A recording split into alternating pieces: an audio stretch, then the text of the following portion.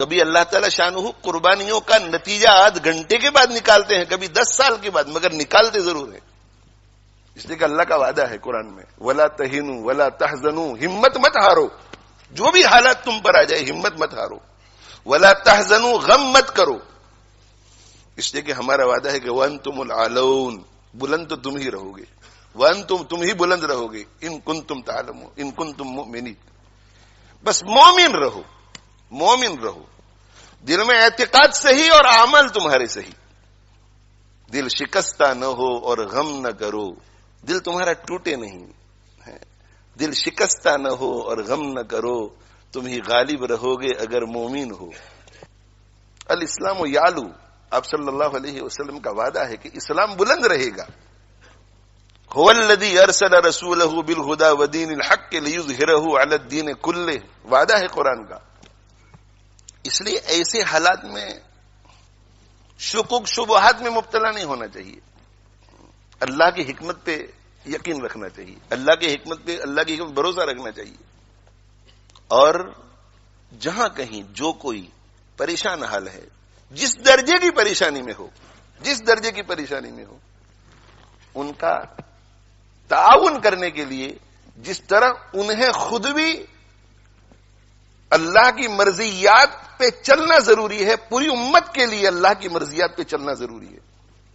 اگر ہم ہمارے ان فلسطینی بھائیوں اور بہنوں اور بچوں جو معصوم ہے، جو انوسنٹ ہے، جن کا کوئی قصور نہیں ہے، ان کو کسی قسم کا بھی فائدہ پہنچانا چاہتے ہیں، فائدہ، اور بہت ہی مؤثر فائدہ، اعلیٰ درجے کا فائدہ، تو میرے بھائیو توبہ کرو اللہ سے، اپنے گناہوں سے توبہ کرو، اور توبہ کر کے عزم کرو کہ آج کے بعد ہم اللہ کے دین پر، اللہ کی مرضی کے مطابق چلیں گے۔ اس سے بڑھ کر دوسرا کوئی مؤثر فائدہ نہیں، باقی سارے فوائد اس کے تابع ہیں۔ یہ قابو میں آیا تو باقی سارے اسباب کام آئیں گے، یہ قابو میں نہیں آیا تو کوئی سبب کام نہیں آئے گا۔ یہ میرا ایمان ہے، اور ہم سب کا ایمان ہونا چاہیے۔ اگر اللہ ہمارا نہیں ہوتا تو کوئی سبب ہمیں کام نہیں آئے گا، اللہ اگر ہمارا نہیں ہوتا، اور اللہ ہمارا تب ہوگا جب ہم اللہ کے ہوں گے، اللہ کی مرضی کے مطابق چلیں گے، تقوی اختیار کریں گے، اللہ کو ناراض کرنے والے ہر کام سے بچیں گے۔ سیاسی تقریریں لوگ بہت کرتے ہیں، سیاسی تبصرے لوگ بہت کرتے ہیں، اور موقع بموقع کرنا بھی چاہیے۔ جو اس فیلڈ کے لوگ ہیں، ہماری فیلڈ یہ نہیں ہے، ہماری یہ فیلڈ ہے، ہماری قرآن کی فیلڈ ہے اور سنت رسول کی فیلڈ ہے صلی اللہ علیہ وسلم۔ آپ ایسا مت سمجھے کہ یہاں لیسٹر میں رہ کر کے اگر ہم تقوی اختیار کریں گے تو ان کو کیا فائدہ ہوگا، وہ آپ چھوڑ دیجئے۔ آپ قرآن اور حدیث پر، اللہ کے فرمان اور رسول اللہ صلی اللہ علیہ وسلم کی ارشاد پر یقین کر کے آنکھ بند کر کے کیجئے، پھر آپ دیکھو کہ اللہ تعالی شانہ اپنی قدرت کا مظاہرہ کیسے فرماتے ہیں۔ اللہ نہیں بدلا ہے، اللہ کا قانون بھی نہیں بدلا ہے۔ اللہ جیسے پہلے تھا آج بھی ویسا ہی ہے۔ اللہ کی حالت میں، اللہ کی شان میں کوئی فرق نہیں آتا، اللہ کے قانون میں، اللہ کے وعدوں میں کوئی فرق نہیں آتا۔ آج بھی ہو جو ابراہیم سا ایمان پیدا، آج بھی ہو جو ابراہیم سا ایمان پیدا، آگ کر سکتی ہے انداز گلستاں پیدا۔ آج بھی اگر ابراہیم علیہ الصلوۃ والسلام جیسا ایمان، ویسا یقین، ویسا بھروسہ اللہ پر، ویسا توکل، ویسا اعتماد ہو، اور ویسا تقوی ہو، ویسا صبر ہو، آج بھی ویسا ذکر ہو، زبانی ذکر بھی ہو، دل بھی جڑا ہوا ہو، آگ کر سکتی ہے انداز گلستاں پیدا، تو آگ باغ بن سکتی ہے آج بھی۔ اسے کہ اللہ کا قانون ایک ہی ہے۔ فضائے بدر پیدا کر، فرشتے تیری نصرت کو اتر سکتے ہیں گردوں میں، قطار اندر قطار اب بھی۔ فضائے بدر پیدا کر، فضائے بدر کیا تھی؟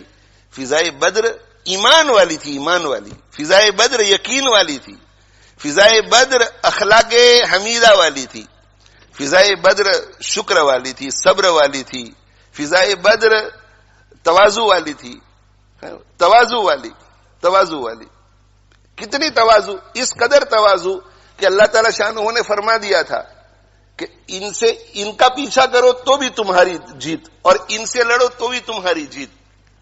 اس کے باوجود بھی سید المرسلین صلی اللہ علیہ وسلم نے گردن اونچی نہیں کی، بلکہ حضرت ابو بکر صدیق رضی اللہ عنہ فرماتے ہیں کہ ہاتھ پھیلا پھیلا کے اللہ سے عاجزی کر رہے تھے، عاجزی کر رہے تھے.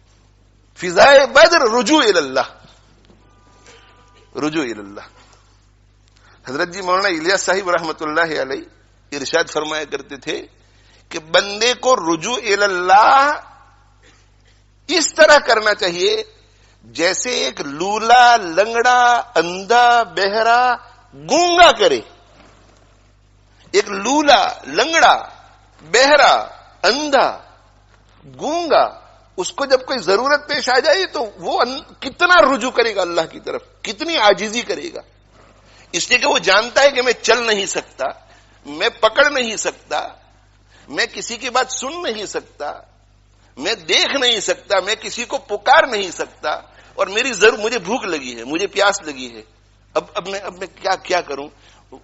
اس کا پورا بھروسہ اللہ پر ہوگا کہ اللہ ہی مجھے بچا سکتا ہے، اللہ ہی مجھے کھلا سکتا ہے، اللہ ہی مجھے پلا سکتا ہے. وہ کتنی آہو زاری کے ساتھ دعا کرے گا.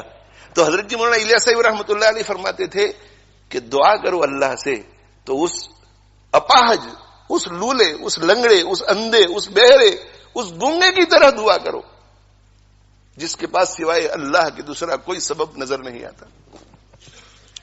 اور صرف دعاؤں سے کام نہیں بنتا بلکہ دوڑ بھاگ بھی کرنی پڑتی ہے، صحیح اسباب اختیار کرنے پڑتے ہیں. تو دعا اور دعا کے ساتھ جو بھی اسباب ہیں، ڈیمونسٹریشن لوگ کرتے ہیں، شرعی حد میں رہ کر ڈیمونسٹریشن کرو، پیٹیشن شرعی حد میں رہ کر کرو، ایم پی پر خط لکھنا شرعی حد میں رہ کر کے کرو، شرعی حد میں رہ کر.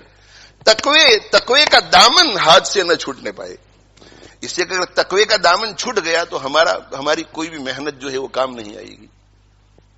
تو حضرت جی کیا فرماتے تھے کہ اللہ سے مانگو تو کس کی طرح مانگو؟ لولے، لنگڑے، اندھے، بہرے، گونگے کی طرح مانگو. اور محنت کرو تو کس کی طرح محنت کرو؟ محنت کرو تو اس کی طرح محنت کرو جو اللہ کو مانتا ہی نہیں ہے. جو اللہ کو نہیں مانتا وہ سارے اسباب کو اختیار کرتا ہے کہ شاید اس سے میرا کام ہو جائے، شاید اس سے میرا کام ہو جائے، شاید اس سے میرا کام